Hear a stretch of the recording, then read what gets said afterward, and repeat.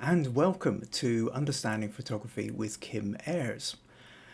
On tonight's program, I'm going to be looking at a photo shoot I did for Dumfries Galloway Life magazine, which was actually done just a few weeks ago here during lockdown in our garden. And then later in the program, of course, I'm going to be talking. I'll be looking at the critique, giving feedback on the images that have been sent through. Also, comments, Facebook. If you're watching this on Facebook Live, please do leave a comment as we go. Say hi, or if you have any questions as I'm going, feel free to leave them in the comments. I will check in every now and again, and see, answer anything that's been left there. And if you find what I'm talking about useful, of interest, if you would like to support these Facebook Live sessions, then take a little look at paypal.me/Kim Ayres, and feel free to leave a donation. It's not compulsory, but it is always appreciated. So tonight, first of all, what I want to talk about is a photo I did for Dumfries and Galloway Life. Now, the reason it was, let's sort of briefly show you the picture. Although it wasn't the front cover that we were asked for about with DG Life. It was actually for my daughter to give a recipe. So, just about see there, Megalicious flapjack. And then ingredients, photo shoot, bits of flapjack, all that kind of stuff. So, and the reason they wanted one from my daughter was because Meg was going to be starting up a business, her own business called Megalicious. Gluten-free, vegetarian, home bakes, basically. And to give a little bit of background to that, when my daughter was 13 years old, she was diagnosed with celiac, which means basically gluten intolerant. So, and at the time, and this is 9 years ago, gluten-free alternatives still just really tasted of the cardboard and were uninteresting and uninspired. But there was starting to become a few cookbooks on the horizon where people were sort of starting to address this. Bit by bit, more gluten-free ingredients were becoming available. And so my wife and my daughter did a lot of research and started coming up with a whole bunch of ingredients and recipes. And a lot of these were really tasty. You weren't thinking, oh, well, it's a bit second best to. Some of these were even better than their kind of gluten-full equivalents. The primary one I always think of is Meg's brownies, which don't have flour in them. Instead, she uses ground almonds, and that retains the moisture. And so they're just really kind of unctuous, they're really, really tasty. And so she sort of built up a bunch of different recipes. And then that was in school. She was fine. When she left school, one of the problems... Now, to add in a little extra layer to this, is my daughter Meg has Down syndrome. Now, whilst there was plenty of support for her in school, you tend to find that once your kid leaves the educational system, there's very, very little support out there for any young adult with additional support needs. Fortunately, this is where an amazing place called The Usual Place came in. So they'd started up just shortly before Meg left school, and she was able to join up with them. So The Usual Place is this cafe in Dumfries, which is designed. It's a proper run cafe. It's but it's a training place also for young adults with additional support needs. And Meg went there as a well, first of all as a volunteer, and then as a trainee. And while she was there, she got SVQs in cookery and hospitality. SVQs, for those out with Scotland, are Scottish Vocational Qualifications. So these are proper qualifications that can be used in a real workplace. And she thrived, absolutely thrived in this cafe environment. And so slowly, as we sort of moved towards the end of her time there. We're starting to think, well, what happens next? And so the idea of then Meg maybe setting up her own business, doing selling her own home baking, gluten-free home baking, started to become a possibility. And then there was also this idea of doing little pop-up cafes as well. This was partly started up by Colvend Market, Producers Market, and they have a little space in the village hall where they have the Producers Market, and there was a space to do a little cafe there, and they thought, well, maybe Meg could run that as well. But there was also this idea that we were going to have a launch, and the launch was going to be at the usual place, and Meg would actually take over the usual place for the day, and the usual place would become Megalicious for the day, and it would have her menu, her items on it, her branding. And we were moving towards this. This was all going to happen on March the 21st, which is also World Down Syndrome Day. So it was fantastic. The usual place was so behind, so supportive, just absolutely fantastic about it all. And we had the Prince's Trust Scotland came on board. They were so impressed with Meg, they asked her to be one of their ambassadors. Business Gateway were helping. We got a bit of funding. There was all sorts of things going on, and it was just fantastic. And then COVID-19. Things started, it sort of started appearing on the horizon. And initially, we know the story. It all seemed very distant, and then suddenly it was upon us, and then suddenly, it was just wham, it was here, and everything was being shut down. And so the whole country went into lockdown just around about the same time that we were going to be doing the launch.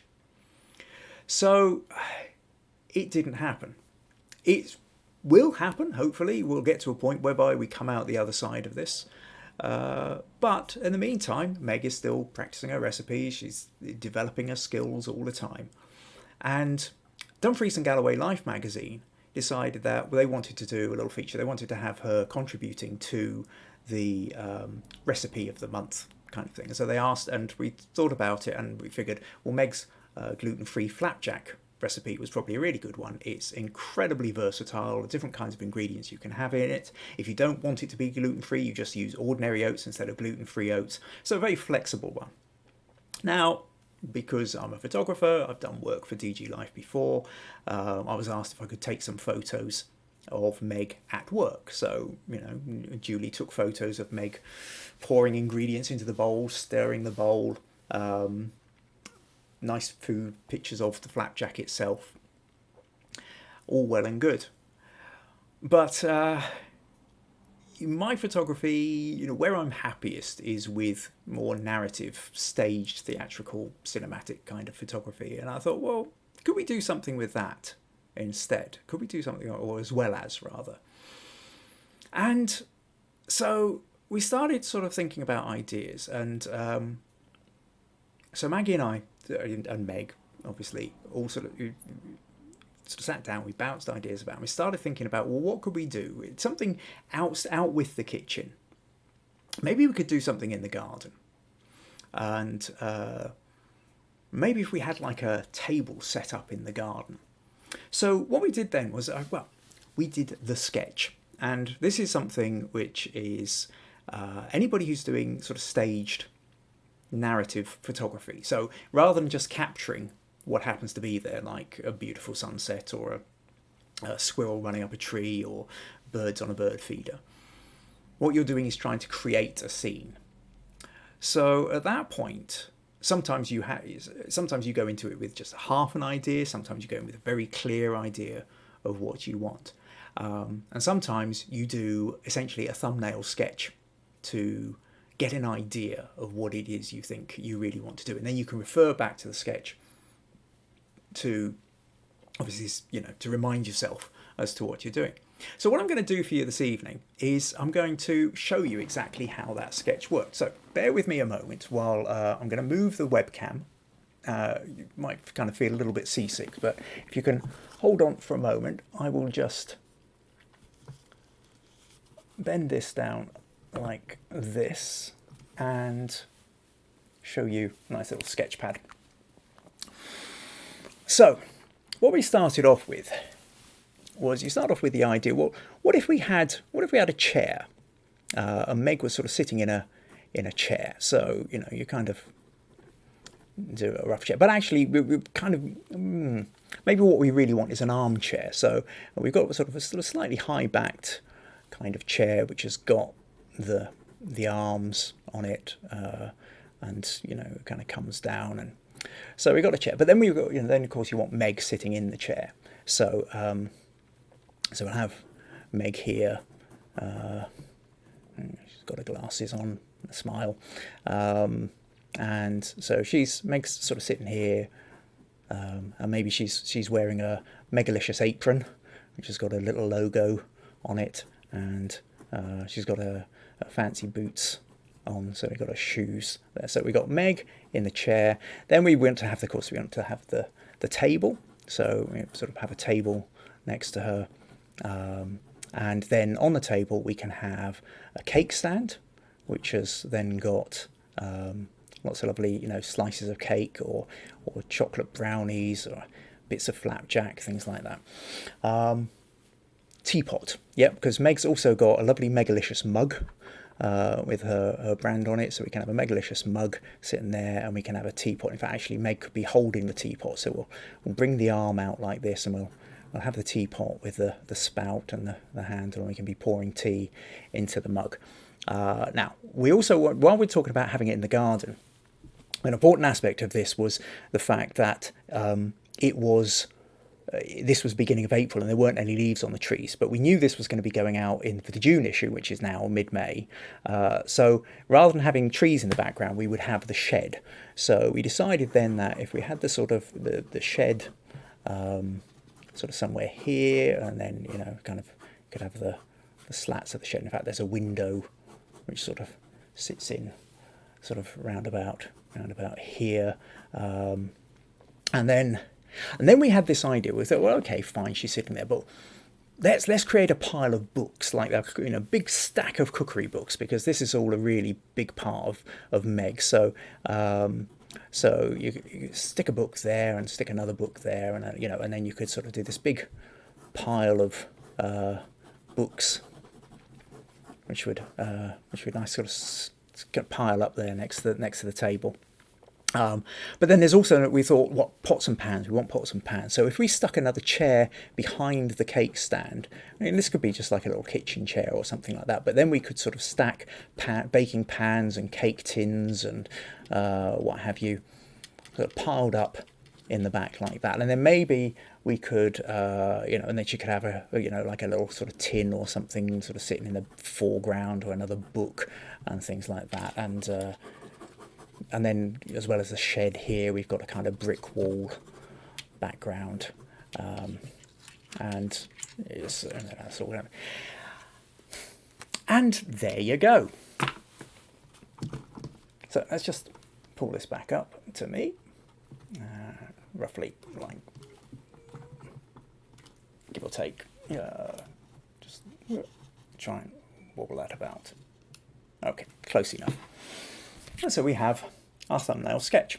Now, it has to be said that if you hadn't watched me doing that, it would probably just be a whole bunch of scribbles that makes no sense. And even if you have just watched me doing that, it probably also is a whole bunch of scribbles not making a great deal of sense. But the reality is, it doesn't have to. I mean, I could say, eat your heart out, Shoe Rainer, but the reality is I'm a photographer, not an illustrator. But I'm not trying to win prizes for or magazine covers with my illustrations. I'm trying to do it with my photography. So this just needs to be enough, give me enough of a sense of what's going on. And because I've sketched it out by hand, it then ends up going into my memory. Now, if this all seems a little bit unlikely, and it's sitting in a Sudoku book, because we were sitting at the kitchen table when we were chatting about it, and they're slightly out of focus but that is the original sketch. Now, so that's the sketch, and then that's the final photo. So what I'll do here, actually, I'll just, let's switch over to, so let's switch over to that and drag that in. And there you can see, so that gives you a slightly clearer idea. But what I will also do, just to show you the actual original photo, is this. So obviously you can see it's been cropped down. Now, for anybody who was watching episode 1, and if you weren't, it is on YouTube. If you go to my youtube.com/Kim Ayres, you will find all the back episodes of this. This is episode 7, so you can find episodes 1 to 6 all sitting on YouTube. And if you do go to YouTube and take a look, do subscribe, please. And if you're watching this on YouTube afterwards, then make sure you've subscribed. So this picture then is the original. And so, yeah, so that's what I was talking about, cropping. So what I was talking about with cropping is that you make when you're creating the picture with an idea in mind, is you make it so that it is as flexible as possible. So it gives us the option that if I decide to drag this down here, and maybe drag this up here, we've immediately got a nice kind of banner, which will work on a Facebook page or website. Or I can, let's see, so I just kind of drag that to roughly about here. Oh, wrong one, sorry. But essentially what we're going to do is we're just going to do a square crop. So what I'll do is just move that into something like that. And now we have a square crop, which is ideal for Instagram or something like that. Now, what interestingly, Dumfries and Galloway Life, when they cropped in even closer, and they cropped out any of the bit with the books on the side. And that's fine. I mean, it's absolutely, they've taken one of my photos of my daughter and they've put it on the front cover. So I'm not going to complain and say, oh, no, you should have done it this way. When you are creating a photo for somebody else, you are trying to give them the maximum amount of possibilities for how they can arrange it in the magazine or on their website or on their brochures or other printed material. You can give suggestions, but I think interestingly with this, probably the notion of that stack of books it's more of a Kim kind of thing. I'm just looking to sort of add layers upon layers. And for the cover, it didn't need it. For the cover of this story is all about young woman and her baking. We've set it up in the garden and it's all cropped in nice and tight because it's about Meg. You can nicely see a little logo on the top corner here. Dream come true. Why Meg Ayres' new business is made with love. So it all kind of it all worked out how we want it. In the end. Sorry, I'm losing it there for a moment. I was suddenly thinking of. Sorry, I'm not sure where I was going next. Mind shoots off. So it's understanding that notion that when you're creating a photo, it is for a purpose, and if it's for somebody else, that they need the maximum amount of flexibility to be able to use it in the way that works best for them. I suppose one of the odd things, really, kind of another aside, really, one of the for me taking this photo, is that the way I tend to photograph, what I tend to be drawn to is a bit kind of more moody, shadowy, edgy. A lot of the way I do my photography is about shadow play. And in future episodes of Understanding Photography with Kim Ayres, I will be talking about lighting and different ways of lighting, and very specifically different ways of shadowing, because it's the shadows really kind of create interesting pockets. But all the stuff that I've been talking about, diagonals, all the stuff I've been talking about, if we go back to here as your original photo, there's not a lot of that going on. And it's there's a bit of quirkiness, uh, which was fun, but we don't have that kind of dark moodiness. And part of that is because it's Meg. There isn't anything dark and moody and edgy about Meg. Meg is warm, friendly, has a beautiful smile. Yeah, okay, I'm biased, I'm her dad. Um, but just when you get to know her personality, she's not dark and moody and edgy and everything. So we needed bright. Um, Now, one of the things, if I just try and dig out for a moment, where are we? We got, oh dear, this is where I suddenly realise I've not got it at the ready. So bear with me one sec. I'm going to show you the background video. Sorry. Pictures, videos. There we go. I'm going to show you a behind the scenes video. It's just something Meg's mum, my wife Maggie, I gave her my old camera so she could shoot a bit of footage, just to give you a sense of what it was actually like doing the shoot.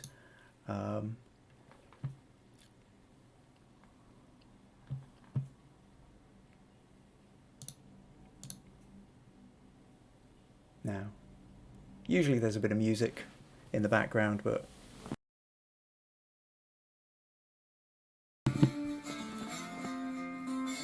not that you'll hear that much anyway. Doesn't really matter.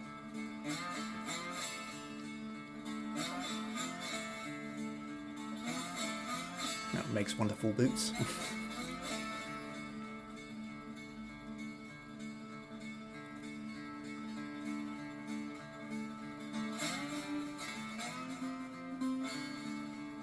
That is a Megalicious mug with her logo. And of course we got to sample some of the flapjack and brownies afterwards.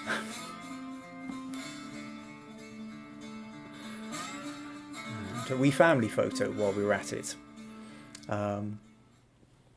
So actually just to pop back here, if I show here. So what you can see here is, this is the garden at the beginning of April. No leaves on the trees. Now you go out there and it's all beautiful and it's full of leaves, of the trees behind, and it's but at the time we knew it was going to be coming out in the May issue, so we thought we needed to shoot it just against the shed.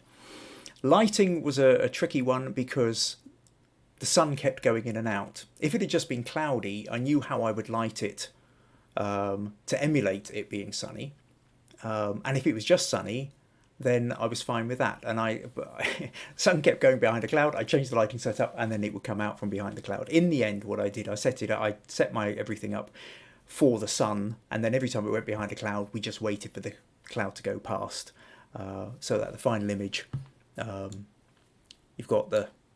can see the sunshine coming down. And then what I have off to one side, I've got the flash coming in. To fill in the shadows. She's got as you're looking at it, the sunlight is coming down from the left, and then I've got a fill flash off to the right, so she's not, the shadows aren't too dark. So yeah, that was the fun Megalicious shoot. Yeah, and just to kind of finally sum up with that, just to say that I wasn't commissioned to do it as a cover. I was commissioned to do the shots on the inside, the baking shots, which I did. But I thought if we did a shot like this, there was a possibility it might get on the cover. Now, there was never ever any guarantee of you getting a cover shot. Doesn't matter how well you know the editor, doesn't matter how established you are as a photographer. Even if you've been commissioned to do a photo for a cover, it doesn't always get there because other decisions can come in at the last moment. In the end, I'm a commissioned photographer. I am not a magazine editor. So there is no guarantee at all. But what you try and do is stack it in your favour. If you can create a photo which looks like a cover photo, which has space for the editor or the photo editor or the design team to be able to lay out all the other things that are going to go on it, if it has a kind of an engaging notion, then you increase your chances of being able to. Yeah, kind of odd. This is the most recent photo like this I've done, and that was a few weeks ago. So that gives us, that's really what I wanted to say about Megalicious. So what I'll do now is I'll just pop in and take a quick look in Facebook and see if I've got any comments. What do we got here? Mandy, hi Kim, hi Mandy. Brian, await another interesting hour. Well, I hope you're not too disappointed yet, Brian. Smiley face from Thean. Smiley face is always appreciated. Oh, another one from that. I'll be wanting to watch the one on lighting and shadows. If you carry on watching Thean, as it goes, lighting and shadows will crop up a lot. I will do one specifically on different kinds of shadows, and then I'll have another one where shadows get referenced all the time. And oh, the family photo, exclamation mark, yes. Well, you're setting it all up anyway, so you may as well try and grab one while you're at it. Okay, that's great. So, realise this is all sitting up in front of you. I was actually, should have been flicking back over to here to talk about that. So yeah, please carry on leaving comments in Facebook. I'm now about to move on to the critique section, and so if you're looking to get feedback on your photos, if you're looking for a bit of critique, if you feel like you've taken a photo, you've taken some photos, and you're just not, that's not doing quite what you wanted them to, but you're not sure why, then join the Facebook group Understanding Photography with Kim Ayres. Just type Understanding Photography with Kim Ayres into Facebook, up will come the group. Join the group, and then post your image. And if you want anybody to take a look at it, put group critique welcome. But I go through the group, I visit it once a day, and just on the Tuesday I collate whichever photos have been put in, so that I can then go through them here live with you now. So it's a good way of getting kind of feedback, getting past our kind of stuck points. We all have our own blind spots, so having somebody else look at what you're up to can often be a great help. And if you find it useful, once again, I'll just a quick mention of paypal.me/Kim Ayres if you'd like to make a donation towards this podcast. Now, okay, what I want to do now is we will go to the first of the shots. Now, what to start with? Okay, I'll start with John.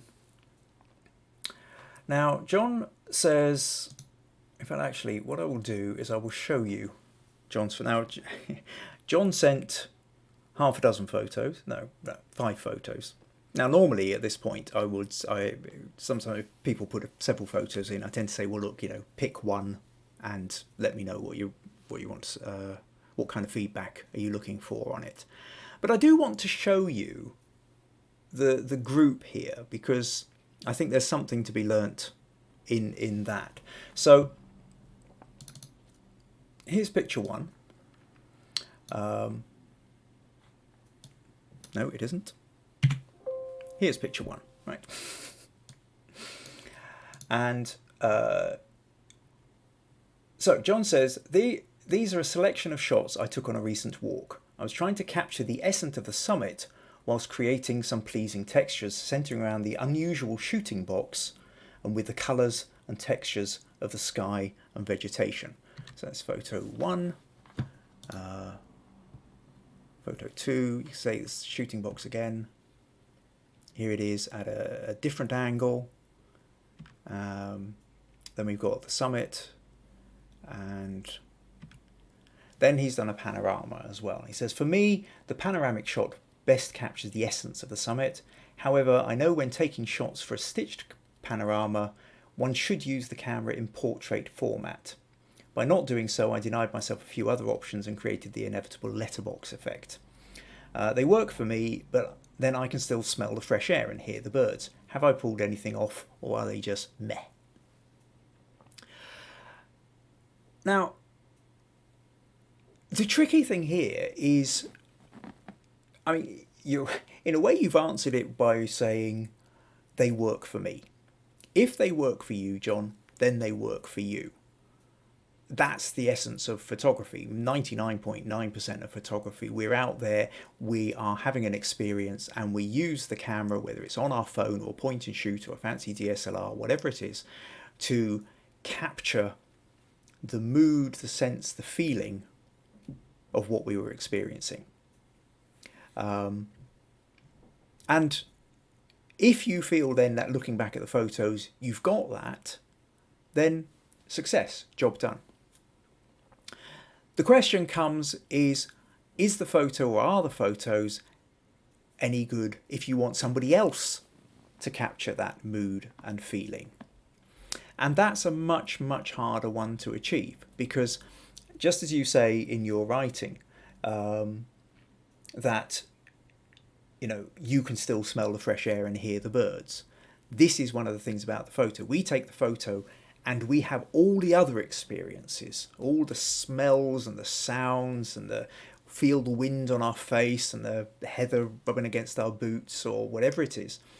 And so when we see the photo, we tap into all those other memories as well. But of course, nobody else has those memories. Now, if other people have been up to this particular spot, it might evoke those memories. If it also happened to be a sort of similar kind of sunny day and, that same kind of weather. Or, if you've been up there and it's also been howling gales and lashing rain, you'll have an entirely different set of memories for it.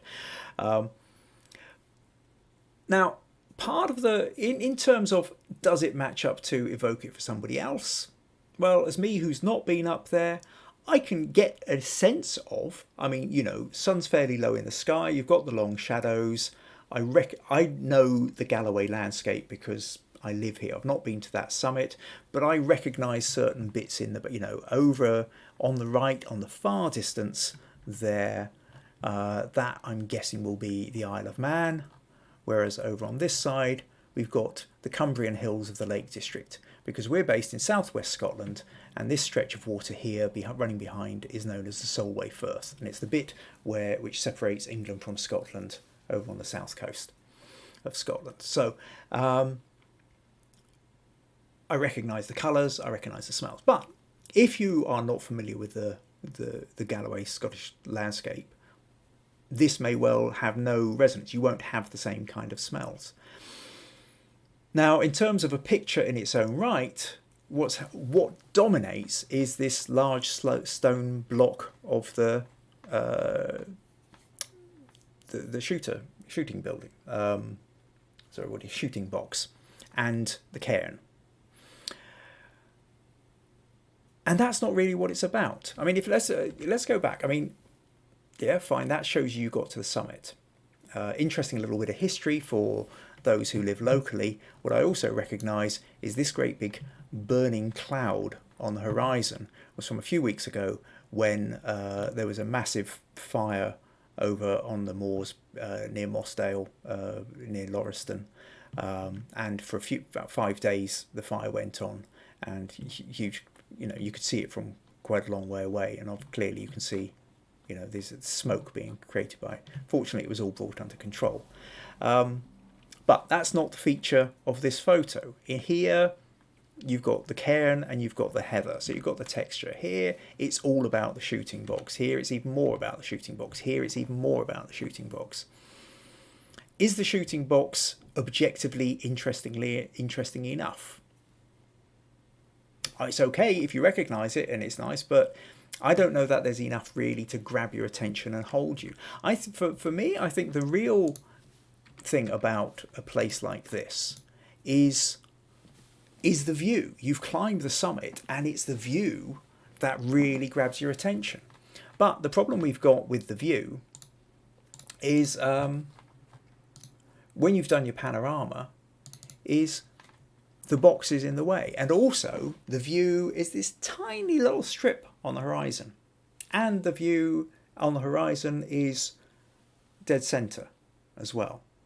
So if you go back to our notion of dynamic tension, off center, rule of thirds, things like that, then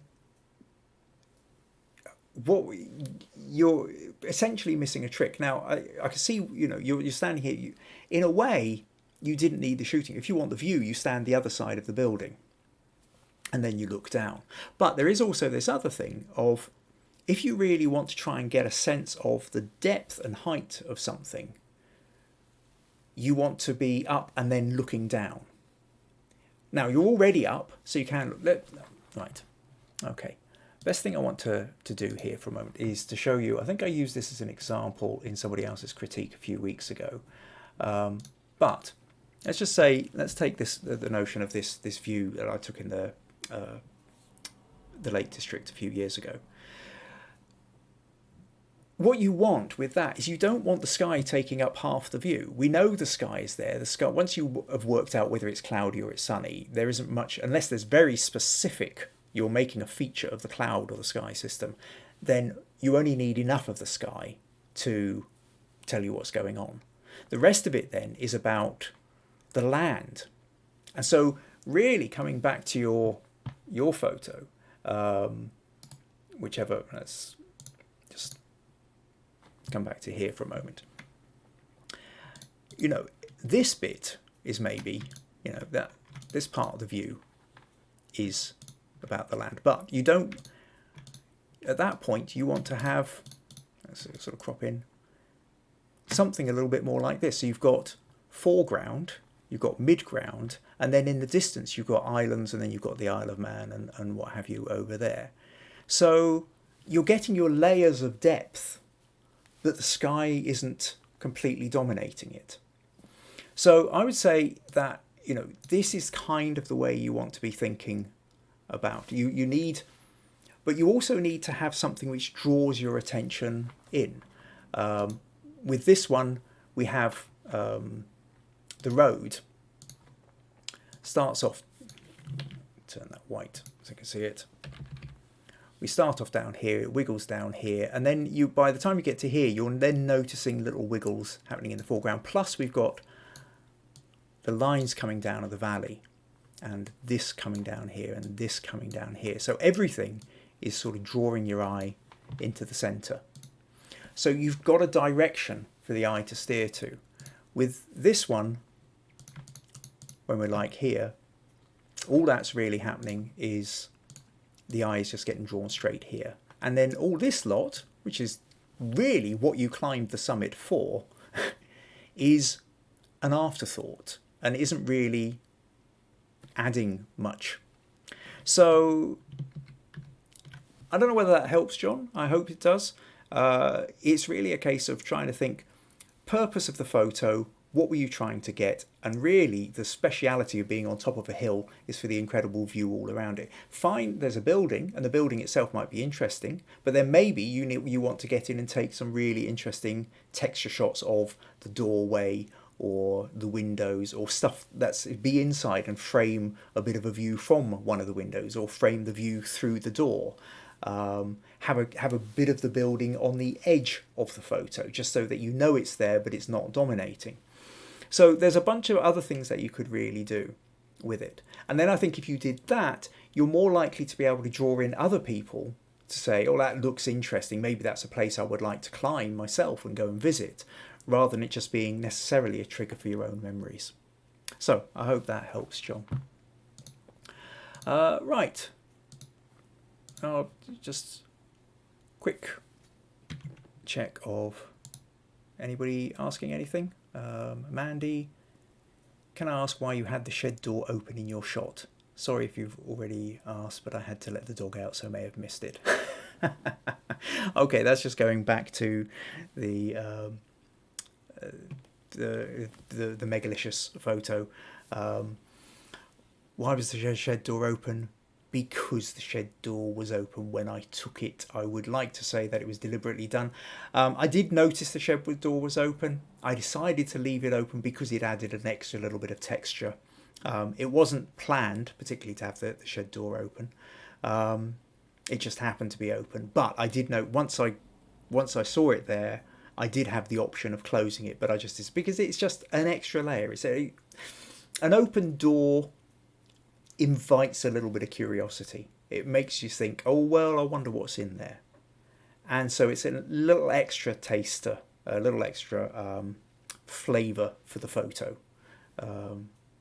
So I hope that answers your question. Right, and VG's come in. Interesting perspective. I'm getting it now. We'll try this out next time.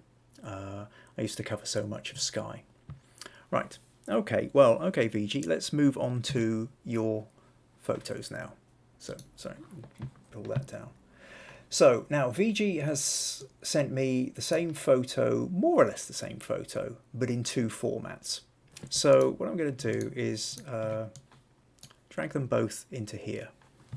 So what we've got is this rock. Now, I don't know what this rock is called, but I have seen this before. And in fact, I've seen various photoshopped versions of this where somebody stuck a building on the top of it and said, hey, have you seen this amazing place in Ireland or somewhere else? You know, and you go, you know, and yet somehow everybody seems to go, wow, must go and visit it. What we've got here, and here is the other one. So VG says, hi Kim, took these photographs recently. One is portrait and another landscape of the same subject. I actually wanted to capture the reflections of the rocks in the water. Is there a way to improve on the reflection part after taking the photographs? I would like to know if the portrait mode will restrict the outdoor effect. Not quite sure what you mean by will restrict the outdoor effect, unless that should have been overall effect. When you're typing, things get away, but maybe we're meaning something else. Okay, well, let's talk about the notion of the reflections. Well, actually, before we get on to the notion of reflections, what I was struck with this, now, personally, I tend to get more drawn to the landscape version of this rather than the portrait one. But then I'm looking for something different. And you see, this is kind of interesting bit. You were there, you know what you're looking for, and you're asking about the reflections. And to me, the reflections aren't really doing anything. They're not grabbing me. But that's what you're asking for. So let's see what we can do here. Now, the big thing with reflections, where reflections come into their own, is when you've got stillness, when you've got more mirror-like reflections. And this stretch of water isn't completely still. There's all these ripples.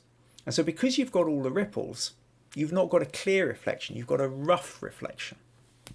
Now, what we can do is we can enhance that. And with that, I would say the quickest thing to do is dodge and burn.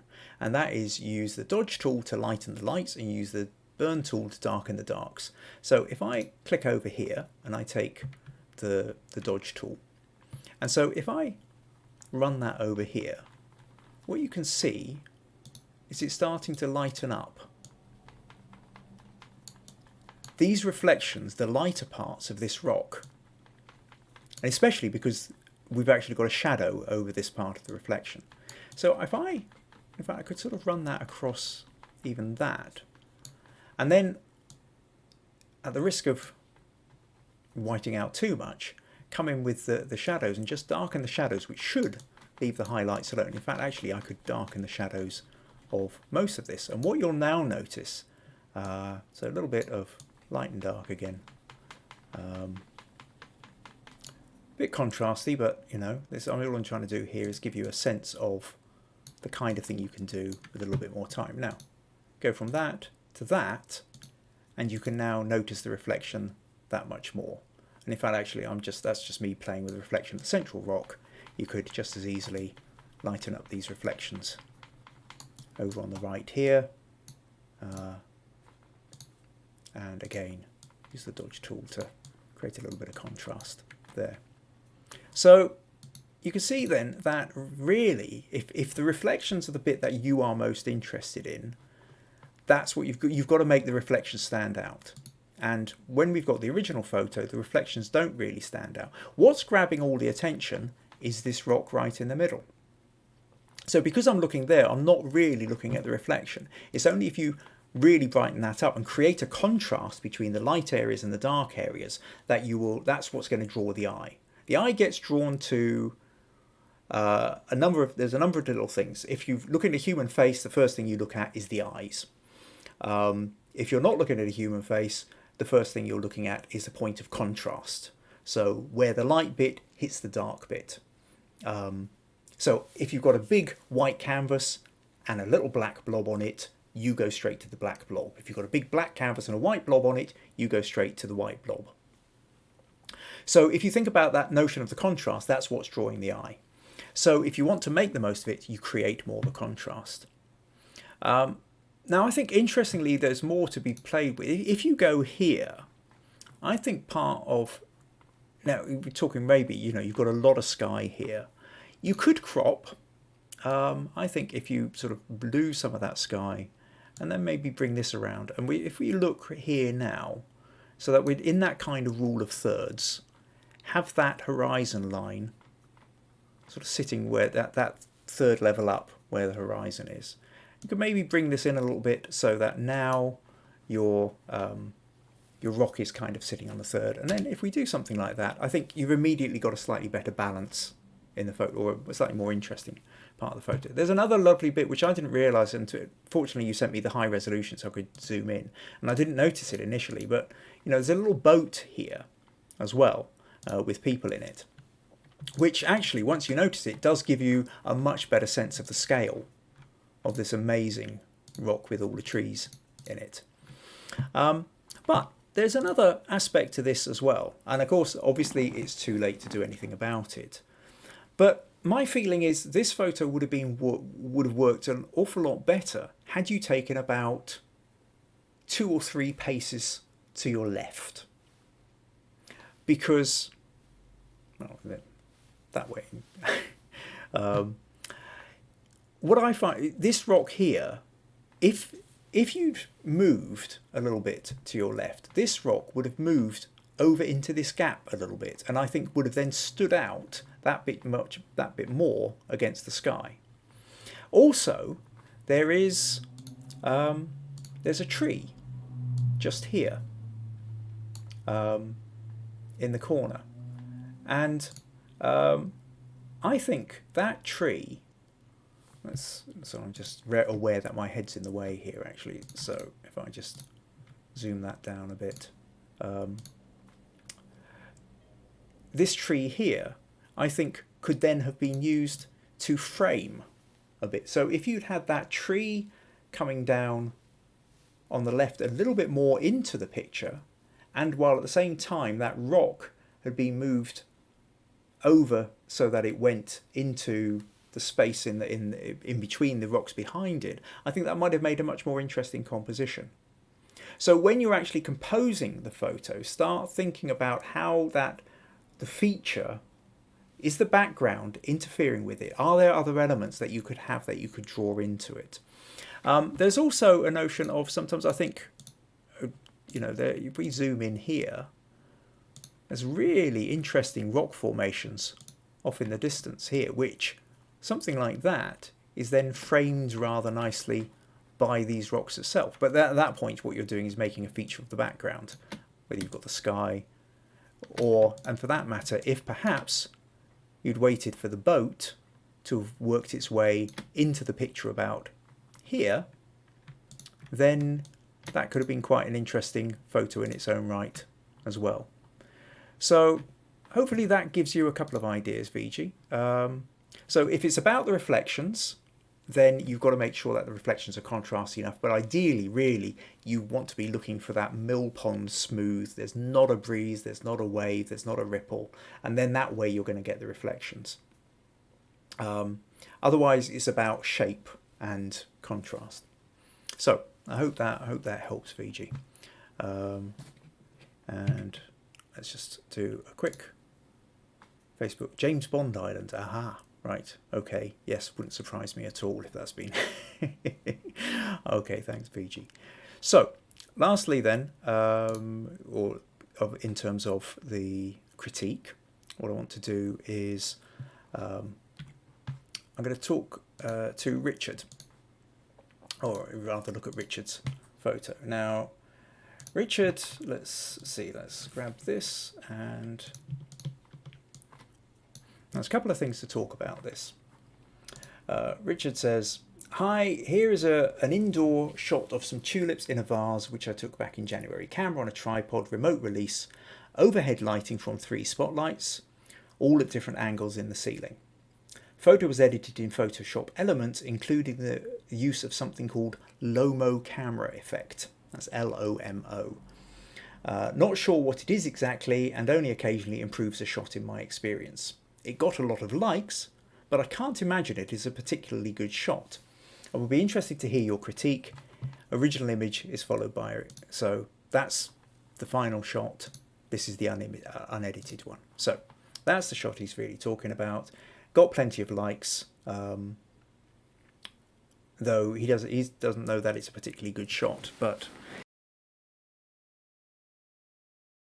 perfect, Richard. This is, yes, this is the point. Is where do we get the objective critique from? We put it on Facebook, it gets lots of likes. Now, it can get lots of likes for a lot of reasons. It can get lots of likes because people are being supportive. A bunch of tulips. You say you took this back in January. Well, tulips are very spring-like, a spring flower. So to have tulips in January, wow, yes, there's a hope for spring in the middle of winter. A very easy like. It's not complicated. I mean, one of the things I've found with my photos, a lot of my photos, or the photos I really love doing, are multi-layered, and they take a while to look at and really draw out what's going on in them. And those ones, in a way, the more successful I am with those, the less successful I am in terms of likes. Likes in social media tend to be, remember, it's not photographers who are looking at it. 99% of your friends are not photographers who are overly interested in photographic techniques. What they're doing is they're looking at content and going, a vase of flowers, I like a vase of flowers, not, isn't that beautifully lit, I love the colour balance. Or you've taken, it's like, I've talked before that if I stick up a picture of me and my daughter doing a selfie in a cafe, I can get 10 times or more the amount of likes than I would of one of my most finely honed, crafted photos. Does it mean my finely crafted, honed photos are no good? No, it just means it's the wrong audience. So, yeah, it's a difficult one. How do you know whether you have doubts as to whether it's working, but it seems to get likes. So what's going on here? I think my first feeling is, well, there's a nice colour. You get a nice splash of bright red and yellow. And certainly, as you say, if this was taken back in January, then that grabs your attention. You've got 3 overhead spotlights. I presume, I'm guessing that's the lighting setup you've got in your house, rather than you specifically put 3 spotlights directly above. And so what that does is that gives us these sort of shadows and overlaying shadows, which is a quite interesting effect. Now, here's your original. Now, there's a couple of different things I want to talk about. First of all, there is this notion of the Lomo effect. And very loosely, I don't want to go off too far, but very loosely, the Lomo effect, it comes out of a kind of a camera or way of doing photography, a particular kind of Russian camera back in the kind of 80s, early 90s, I think, where what you tended to find was you had a strong vignette. It automatically created a lot of darkening around the edges, and also the edges tend to be very blurred. The middle of the photo would be pin sharp, but everything else would be quite blurred. So it was no good for doing off-center photography. And then quite often the colours would become very vibrant and oversaturated, and sometimes even distorted. So you would end up with some sort of strange colour shifts. So if I, for example, what would be a good example? Okay, well let's just do that with we'll do it with a Meg photo. So first of all, what I'll do is I'll just crop this squarish, something like that, just to give me a starting point. And then what I might do is, let's Control J. Yeah, that's what I want to do. And then I'm going to create a little circle here, and on the outside I'm going to select inverse, so I'm selecting the outside of the circle. Actually, before I do that, I'm going to feather it. And feather means that, so instead of having a hard edge, it's going to be a soft edge. So if I go to select, modify, feather, and I'll feather that by, let's see, I can't remember how big is this one. Oh, it's about 3,000 pixels across. So I'll do this by something like about 300, yeah, 300 pixels, see what that looks like. And then what I'm going to do is I'm going to select the inverse of that, so it's the outside rather than the inside. Select inverse, and then filter blur. So you can see that kind of blurry effect going on the outside. And then what I'm also going to do, let's repeat, I'm going to, in the same space, I'm going to darken it. So let's create a new layer. I've still got the same selection. I'm going to fill that with black. So we've got a very, now that's probably way too heavy, but I'll just bring that back a little bit, something like that. So if I deselect that now, so you can see, start to see that what you've got is you've got a nice sharp interior central part, but it gets blurrier and darker as it goes to the outside. But then what it also does is it sort of plays with the colors a bit. So if I go to, let's go to the curves, and instead of the default, let's say I take the red and I kind of boost the reds a little bit and maybe sort of pull that down, and then I'll go to the greens and again sort of do something like that, and then let's see what happens if I do with the blues. Maybe if I go in the opposite direction of the blues and then boost that up a bit or something like, you know. So now at this point, so what we've got then is we've got dark edges, we've got blurred edges, and we've got a really warped, oversaturated color scheme. Now, by and large, at this point, this is where most photographers go, quick, run away, or what can I do to correct this? But the sort of Lomo photography sort of took off, and there's a whole kind of cult following of it. It's not even cult, really. I mean, it's big. There's a little, but of using this essentially as an artifact. And so they look to deliberately create these effects. And actually you start to realize some of the filters you have on your phone, some of the filters you have on Instagram kind of create this. When you're doing color shifts and you're exaggerating certain colors and whiting out other bits and darkening corners and all the rest of it, you just press a button to kind of create that. Now, what we've got here, if I just take those, I'll just group them, I can lessen them, so that's without, that's fully with, or I can just sort of increase it a little bit and make it sort of slightly off rather than fully, and maybe that's adding something, maybe it isn't.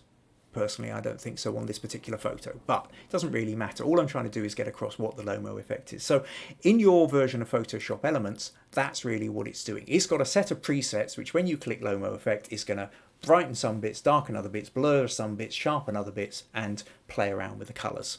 And so hopefully that gives you an idea of what that is. Now sometimes you can make an image really pop and more vibrant with that, and sometimes you just go "Ah!"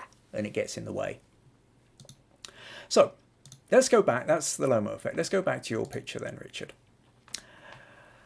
Now, really what strikes me about this is, or where I feel that it could have maybe been a slightly more interesting photo, or what I think is interfering with this, I suppose really, is the edge of the table. If you think about most still life paintings, and then photography that they tend to be lower down and almost kind of straight onto it. Now you're at a height and an angle coming down. Now I'm guessing the reason you're at that angle is because what you're trying to do is get in the shadows around the bottom. You decide the shadows is an interesting feature of this picture. The problem is it's meant that we've got a line from the table which cuts right through the middle of the flowers. Now, if you were down low, quite often what you would have is you would have a line that cuts through the middle. So now this is going to be tricky, but probably worth doing, I think. So what I'm going to do here is I'm just very quickly, I'm going to, let's say, select color range. I'm going to just select these browns here. Then I'm going to deselect the bits that are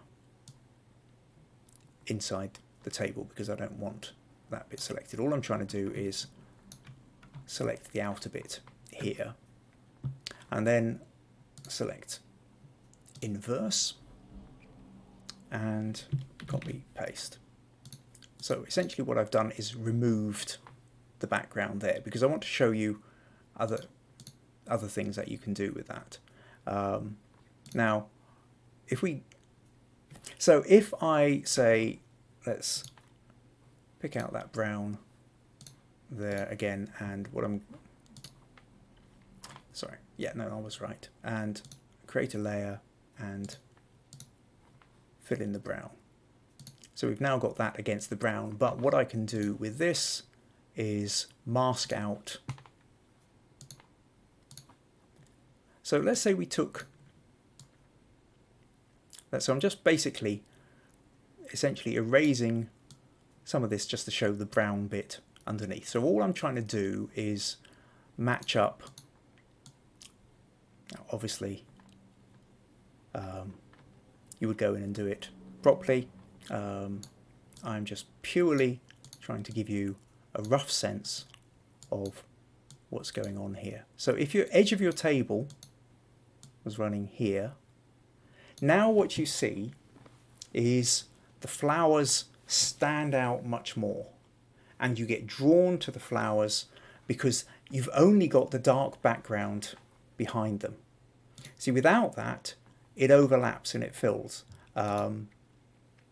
When you've got that, so I think there's that notion, if you got lower and just had the brown curtains behind you, then your light play on the flowers and the composition just becomes, I think, a little bit more, well, maybe more traditional, but I think works a little bit better. However, I get the fact that what you're then doing is you're missing the shadow effect.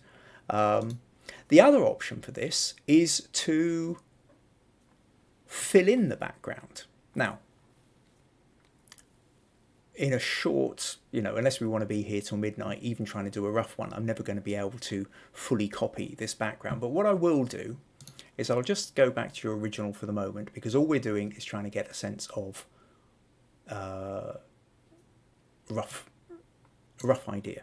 So what I'm going to do is I'm going to take a little bit of this coloured tabletop here. I'm going to copy that, and then into this space I'm going to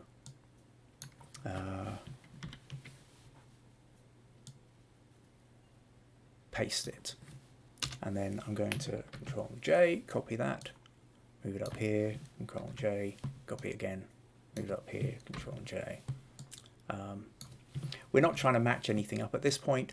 All I'm trying to do is give you, so now if I put that back on here, I'm trying to give you a sense of the idea that if you've been at an angle whereby you have the full tablecloth behind, you can now make more of a feature of the shadow becomes the bit that's different. When you've got the brown background, that's your contrast part. And so actually it overshadows, it outweighs the shadow feature. If the whole of the background is this mottled pattern, then the shape of the shadow then suddenly becomes much, much more important. Does that make sense? I hope it does. Now, at that point, we're then up to the question as to whether having a red, blue, and green and yellow background interferes with, makes it more difficult to see the tulips, which are red and yellow, and then with a blue vase and green. So, or are they complementing?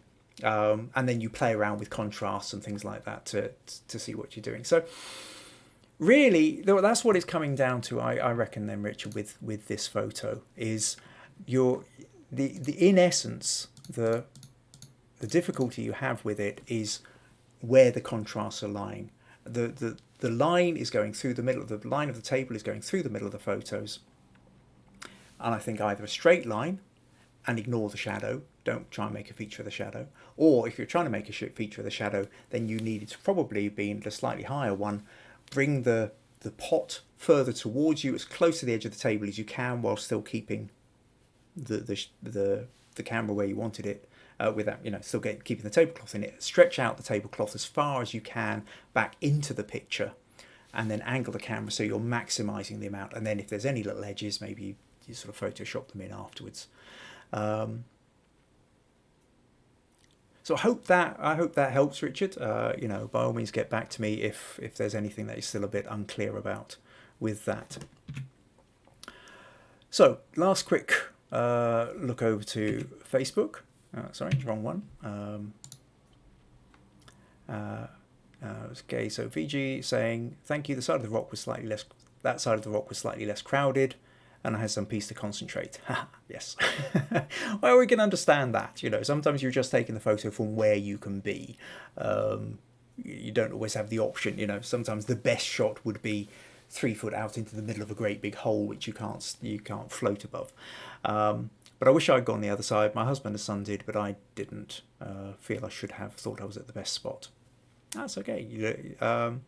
And VG and love makes shoes. Yeah, those lovely roses embroidered onto the shoes. We've had a few comments about that, and in fact, actually, just to quickly flick back, then, in fact, actually, let's just pull that up again just to show you. Meg's boots down here. With the embroidered roses. I quite deliberately got Meg to turn her foot inwards so that we would see the boot. There's another little splash of red, which was then echoing the red of her hair and the red strawberries and pomegranate. I think it was pomegranate seeds actually, and the jam in the cake. So we're looking for those little splashes of red. And a quick call out. I will say the wonderful Megalicious logo, which was designed by Hand Cooked Studios, my mate Douglas, up in Stirling, and embroidered onto this apron by Nith Valley Embroidery. Who did a fantastic job of doing that. They really look excellent. So lots of plugs for other businesses. So that's pretty much about it. Like I say, if you found this interesting, do consider a donation to paypal.me/Chimeras. If you're watching this on YouTube, or you go over to YouTube, please subscribe. And I think that's pretty much about it. Next week, I'm going to be looking at the notion of black and white and how you convert to black and white. Because it's not just as straightforward as going to the saturation button and sliding it down to desaturate. You can do that, but it tends to be the least satisfying of all the ways you can convert to black and white. I'm going to talk through 3, possibly 4 different ways of doing it, and each has their own feel and flavour to it, and depending on the kind of picture you've got, will depend on, some pictures just lend themselves better to black and white, and when you do, how you convert it can make a huge difference. So that's going to be the theme of episode 8. So I hope I can find you there. Thank you very much for tuning in. Cheerio. Bye-bye.